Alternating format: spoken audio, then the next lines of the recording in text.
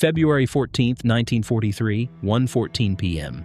20,000 feet above Guadalcanal.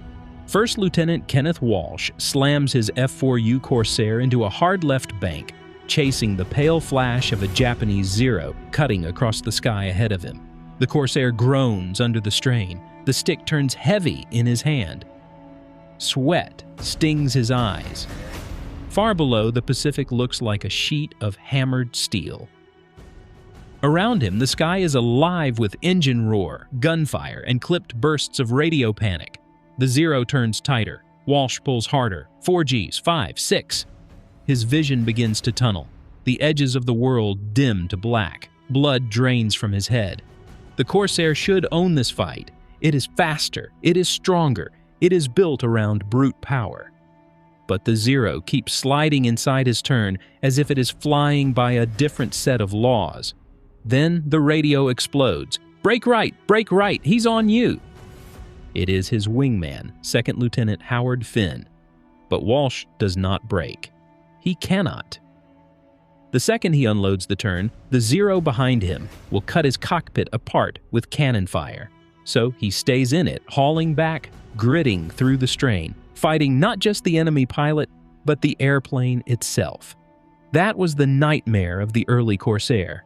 Not that it was weak, not that it was outdated, but that in the one kind of fight that often decided who lived and who died, America's newest fighter could turn into an enemy of its own pilot. By early 1943, the F4U Corsair was already earning a reputation on paper. 2,000 horsepower, 6.50 caliber machine guns, a top speed well above the Japanese Zero. In a dive, it was a monster. In a slashing attack, it was devastating. It could absorb punishment the lighter Japanese fighters could never survive and deliver more of it in return. But none of that mattered once the fight slowed down. None of that mattered once a Zero dragged a Corsair into a low-speed turning engagement. Because below 10,000 feet, where dogfights tightened into spirals of instinct and panic, the Corsair had a flaw no performance chart could hide. It could not turn with the Zero. Worse, it punished the pilot every second he tried. The statistics from the first month of Corsair combat looked impressive if you only glanced at them. Marine pilots claimed 47 aerial victories in the aircraft's first 30 days in action. To commanders far from the front, that looked like proof of success. But numbers without context can mislead. VMF 124, the first Marine squadron to fly Corsairs in combat, was reporting something far less comforting. At speed and altitude, the aircraft was deadly. But in slow, hard-turning dogfights, the Corsair bled energy, loaded up the controls, and became dangerously difficult to handle. Pilots were not simply fighting the Japanese. They were fighting torque, drag, control stiffness, and the limits of an airplane that did not want to live in the same kind of fight as the Zero. The source of the problem was buried inside the Corsair's greatest strength, its massive propeller. That 13-foot 4-inch Hamilton standard prop, driven by the huge Pratt & Whitney GR2800 engine, was the reason the Corsair could hit such blistering speed. But at low speed, under hard maneuvering, the same power became a curse. The engine's torque twisted the airplane. The controls grew heavy. The pilot had to fight for coordination, fight for rudder authority, fight to keep the nose from betraying him at the worst possible moment. In 6 weeks of combat, VMF 124 lost 8 Corsairs. Not because Marine pilots lacked skill, not because Japanese pilots were unbeatable, but because in the exact moments when turning performance decided survival, the airplane became part of the danger. Major William Gies, the squadron commander, said it in plain language in his report. The aircraft lacked sufficient low-speed authority. Pilots could not maintain coordinated flight during maximum G turns. Something had to change. The answer from the engineers back in the United States was immediate, technical, and absolute. The propeller governor was calibrated to factory specifications. Field adjustments were prohibited. Unauthorized modification would violate certification. Request denied. That should have ended the matter. Factory settings were law. Engineers were authority. Mechanics on a muddy Pacific airstrip did not redesign frontline fighters. But 7,000 miles from Connecticut at Henderson Field on Guadalcanal, one enlisted mechanic looked at the same problem and refused to accept the answer. He had no engineering degree, no aeronautical license, no official authority. What he had was a wrench, a mechanic's ear, and the kind of hard-headed instinct that came from growing up in a Pittsburgh garage. According to squadron accounts, a Marine mechanic named James Jimmy Nagel, and within 3 days, by breaking every rule that mattered on paper, he would make a change the experts insisted should not be touched. A change that would help turn the Corsair from a flawed powerhouse into one of the deadliest fighters in the Pacific. The Japanese would come to fear its scream in a dive. American pilots would remember it another way, as the plane that brought them home.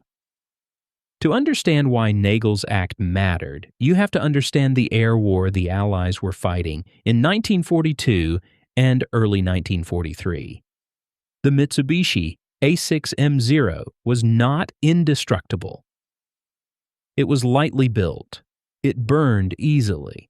It could not dive with American fighters and survive heavy punishment. But in the kind of turning combat that still defined much of the Pacific War, it was lethal.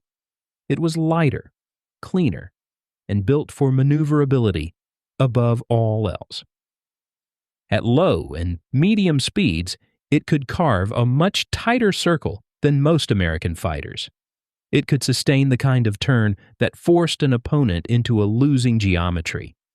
The Corsair, by comparison, was a giant. Loaded for combat, it weighed well over 12,000 pounds. It was a machine designed to use speed, power, and firepower to dominate. It was not built to dance. And physics does not care how brave the pilot is. A 12,000-pound fighter does not suddenly turn like a 5,000-pound one because a man in the cockpit needs it to. By early 1943, the Americans had already tried nearly every answer available short of redesigning the aircraft. There were tactical answers: use altitude, use boom and zoom attacks, make high-speed slashing passes, never stay slow, never turn with a zero, dive away if trapped. Those tactics helped. They saved lives. But combat does not follow lesson plans. Fighters got separated, fuel ran low, formations broke in bad weather, engines took damage, pilots made decisions in seconds, not in classrooms. And when the fight collapsed into a low-speed turning engagement, doctrine often became little more than hope. There were engineering answers proposed, too. Bigger surfaces, different wing behavior, structural changes. But redesigns took time, testing, money, and factory capacity. Men were dying now. And then there was the simplest answer of all, the one institutions always love because it costs nothing. Train harder. Fly better. Do not make mistakes. But when pilots are dying because the airplane cannot hold coordinated flight in the turn, that is not always a training problem. Sometimes the flaw is mechanical. The experts were not irrational. Their conclusion made sense on paper. You could not make the Corsair behave like a zero in low-speed turning combat without a serious redesign. The aircraft's strengths were somewhere else. Accept those strengths and fight within them. It was a logical answer, a careful answer, a professional answer. And it was still getting men killed. Japanese pilots saw the weakness too. At first they had been shocked by the Corsair's speed. The American fighter could come in fast, strike hard, and disappear before many Japanese pilots could react. In a dive it was terrifying, but Japanese tactics adapted quickly. If they could not catch the Corsair in a fast fight, They could bait it into a slow one, force it to turn, force it to bleed speed, force its pilot to fight the aircraft's torque and control stiffness until the Zero slipped into position and killed him. Pilots in VMF 124 knew the danger. They briefed it before missions. Keep your speed up. Do not turn with a Zero. Dive away if you have to. But knowing that and surviving it were not the same thing. First Lieutenant Frank Baldwin wrote home in March 1943 with the kind of candor men save for family when they suspect time may be short. The Corsair, he wrote, was a beast, powerful, fast, and armed like a freight train. But in the turn, it fought the man flying it. The rudder stiffened. The nose mushed. The pilot wound up wrestling his own machine while the Zero walked around inside the circle. That letter reached his family weeks after Baldwin was dead, shot down in a turning fight, a good pilot, another name, another folded flag, and while officers filed reports and stateside engineers defended their specifications, the first real solution began taking shape in a maintenance tent at Henderson Field. James Patrick Nagel did not look like the answer to a major aviation problem. He was born in Pittsburgh in 1919 and grew up in a world where people worked with their hands because they had no choice. His father ran a garage, not a polished showroom, a real shop, oil stains, cold tools, cut knuckles, customers who needed their truck back before dawn because work started when the sun came up. Jimmy learned engines the old way, by hearing them run, by taking them apart, by putting them back together, by knowing something was wrong before he could explain why in clean technical language. He left school young, not because he lacked ability, but because his family needed money more than diplomas. By 17, he was working full-time in the shop, rebuilding carburetors, fixing transmissions, dealing with practical mechanical problems that punish guesswork fast. When Pearl Harbor was attacked, Jimmy enlisted almost immediately. The recruiter asked what he could do.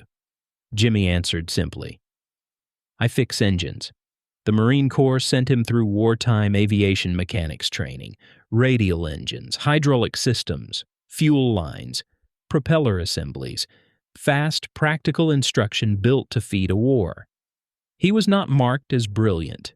He was not some prodigy hidden in uniform. He passed. He learned. He followed procedures well enough. Adequate. History rarely remembers men described that way.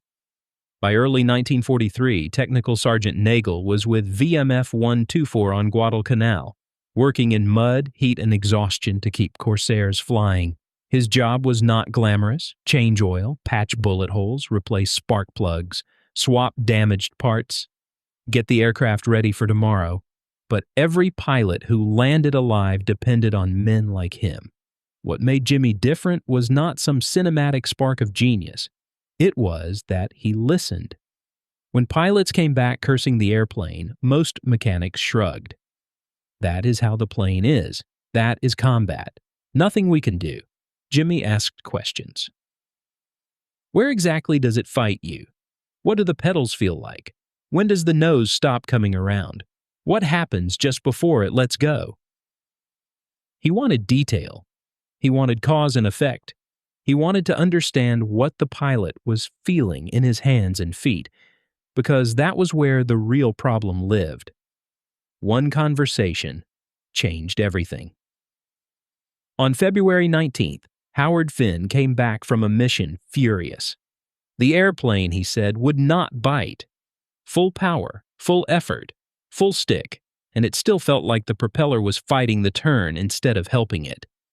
Like the pilot wanted one thing, and the engine wanted another. Most men would have listened, nodded, and moved on. Jimmy did not. He asked the question no one else had bothered to ask. What if the propeller could be made to behave differently? Finn looked at him like he was joking. Could what? Reduce the torque load. Change how the blades bit the air in a turn. How? Jimmy did not have the answer then. but the idea would not leave him. That night, while Guadalcanal settled into the exhausted darkness of a combat airfield, Jimmy pulled the technical manual for the Hamilton Standard Hydromatic Propeller Governor. It was the voice of official engineering certainty. Tables, tolerances, warnings, procedures. Buried in it was the rule that mattered. The governor pitch stops were preset at the factory. Adjustment required certification. Unauthorized changes could cause overspeed, engine damage, or catastrophic failure. Do not touch. It was not an unreasonable warning. A propeller governor was not something to improvise on casually. A mistake there could destroy an engine or kill a pilot. Jimmy stared at the page.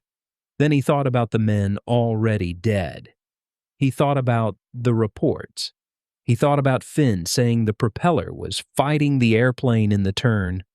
Sometime around 3 a.m, he walked into the maintenance tent, pulled a governor from a spare unit, and began doing what the manual explicitly forbade. The hydromatic governor was a precision mechanism, hydraulic, mechanical, sensitive. It controlled blade pitch automatically, changing the angle of the propeller blades as flight conditions changed. Coarser pitch favored speed. Finer pitch favored thrust. The system had been tuned to perform adequately across the full flight envelope. Takeoff, climb, cruise, combat, landing. That broad usefulness was the problem. It had been designed to do everything well enough. Jimmy needed it to do one thing better. He believed the system could be biased toward low-speed thrust and more forgiving turning behavior by adjusting the fine pitch stop, the limit that prevented the blades from flattening beyond a certain angle. The engineers had already decided the factory setting was right. Jimmy decided the engineers were not flying against zeros over the Solomons. Working under a lamp with hand tools and a micrometer, he opened the governor housing and found the stop. Tiny parts. Tight tolerances. The kind of mechanism where overconfidence can kill somebody. He moved carefully, measuring as he went, making a small change that looked almost ridiculous in how minor it was. A fraction, just enough to make the fine pitch setting slightly more aggressive, small enough to be mocked, small enough to change everything. He checked clearances, reassembled the unit, tested the motion. Nothing looked wrong. That did not mean it would survive a flight. At dawn on February 21st, he installed the modified governor on Howard Finn's Corsair. He did not ask permission. He did not tell the officers. He barely told Finn.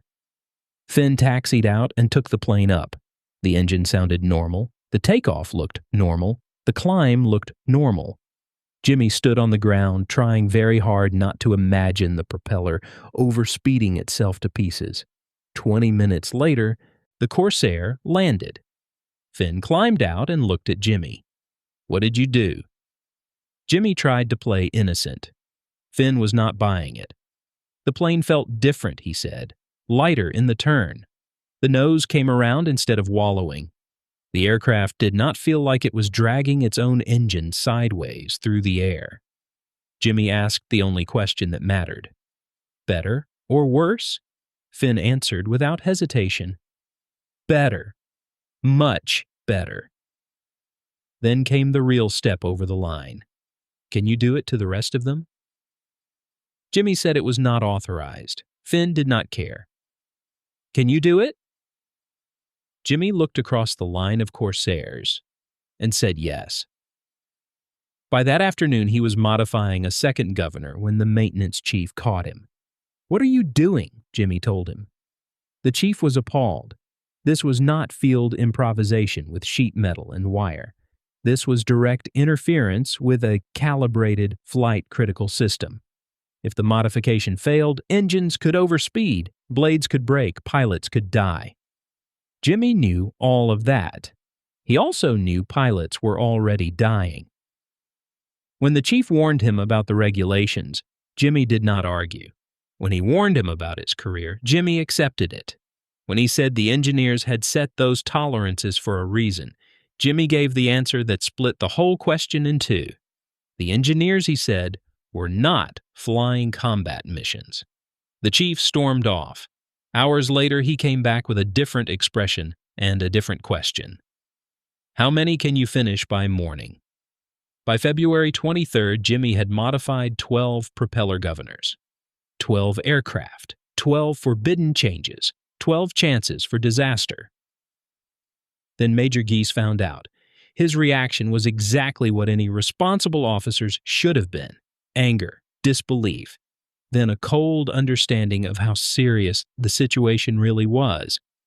An enlisted mechanic had altered frontline fighters without authorization. If a pilot died because of those changes, careers would end, and maybe worse. On whose authority had the modifications been made? Jimmy stood and answered plainly, "Mine." That should have ended him. He was not an engineer, not a test pilot, not a procurement officer. He had no legal authority to do what he had done. Then Howard Finn stepped forward and admitted he had already flown one. Not only flown it, praised it. The room split along a line that shows up again and again in wartime. On one side was the engineering truth. The modification was unapproved, risky, and not properly validated. On the other was the combat truth. If it worked, grounding it meant sending pilots back up in aircraft already proving inadequate in the exact fight that kept killing them. Giese made the kind of decision commanders are remembered for. He ordered a comparative test. Standard Corsair against modified Corsair. Same conditions, same pilots, same maneuvering profile. No speeches, no theories. Fly it. The next morning, 2 Corsairs lifted from Henderson Field. Howard Finn flew the modified aircraft. Kenneth Walsh flew the standard one. At altitude, the 2 aircraft were driven into maximum performance level turns while Giese observed and timed from below. The answer came quickly. Observers reported that the modified aircraft could now hold a noticeably tighter turn than the standard setup. The modified aircraft was turning inside the standard one. Not by magic, not by some impossible margin, but enough. Enough to matter. Enough to change the geometry of a fight measured in seconds and yards and human reaction. Finn reported that the airplane felt transformed at the edge, cleaner, more willing, less punishing in the turn. The torque fight was reduced. The pilot could concentrate on the enemy instead of wrestling the machine. That was all Giese needed. He ordered the squadron's remaining aircraft modified. From that moment, the question was no longer whether Jimmy had broken the rules. He had. The real question was whether breaking them had saved lives. In the days that followed, the data became impossible to ignore. Slow-speed turning performance improved. Coordinated slow-speed handling improved. Pilots could hold tighter maneuvering without losing control as early. Rudder effort dropped. The Corsair still was not a zero, and no tweak was going to erase mass and wing loading. The adjustment did not change the Corsair's mass or wing loading. It simply made the aircraft more controllable at the edge of its performance. But it no longer became nearly as helpless in the same part of the fight. And that difference was enough. A Corsair did not need to outturn the Zero perfectly. It needed to survive the turn long enough to keep fighting. The Bureau of Aeronautics reacted the way institutions usually react when successful insubordination appears. It panicked. Officials warned that unauthorized modification of a flight-critical system could carry severe consequences, and there were discussions about grounding the altered aircraft. Giese refused. Not theatrically, not heroically for show, just with the blunt clarity of a commander who had seen what the old setup cost his men and what the new one changed. The modified aircraft were better in combat conditions. Operations would continue.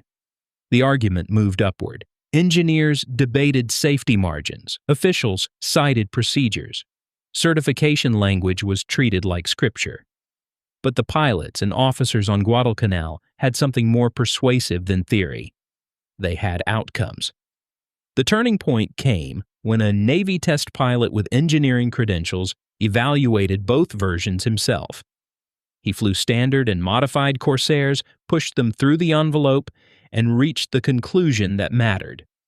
Nagel's field adjustment improved low-speed authority without creating unacceptable penalties in safety or high-speed performance. That was enough. By mid-March 1943, the bureaucratic war was effectively over. But the real proof had already come in combat. On February 28th, Kenneth Walsh led 8 modified Corsairs escorting dive bombers toward Japanese targets. Over Bougainville, enemy fighters dropped in. A Zero came down into a turning attack. Walsh reacted, and for the first time, the airplane beneath him did not feel like an argument. It felt like a weapon. The nose came around cleaner. The turn stayed coordinated longer. The propeller bit with new authority. The Zero still turned beautifully, but now the gap had narrowed enough for American skill and firepower to matter again. Walsh stayed with him, held the circle, stayed in the fight longer than the unmodified Corsair would have allowed. The Japanese pilot failed to shake him. Walsh fired. The Zero's engine burst and the fighter came apart. Then another one entered the fight. Again, Walsh turned. Again, the Corsair stayed with the enemy. Again, the fight did not immediately collapse into the old, helpless geometry. The second Zero went down too. 2 turning fight kills, the kind of result that had once bordered on suicide. When Walsh landed, he sat in the cockpit for a moment before climbing out. Jimmy Nagel was waiting on the field. Walsh walked over and said quietly, "You saved my life today." The months that followed told the same story in colder language. Modified Corsairs performed better, losses fell, survivability improved in the exact regime that had been costing so many men. The airplane was still what it had always been at its core, fast, heavily armed, brutal in a dive. But now it was less vulnerable when the fight slowed and tightened. Japanese pilots noticed. Reports reflected it.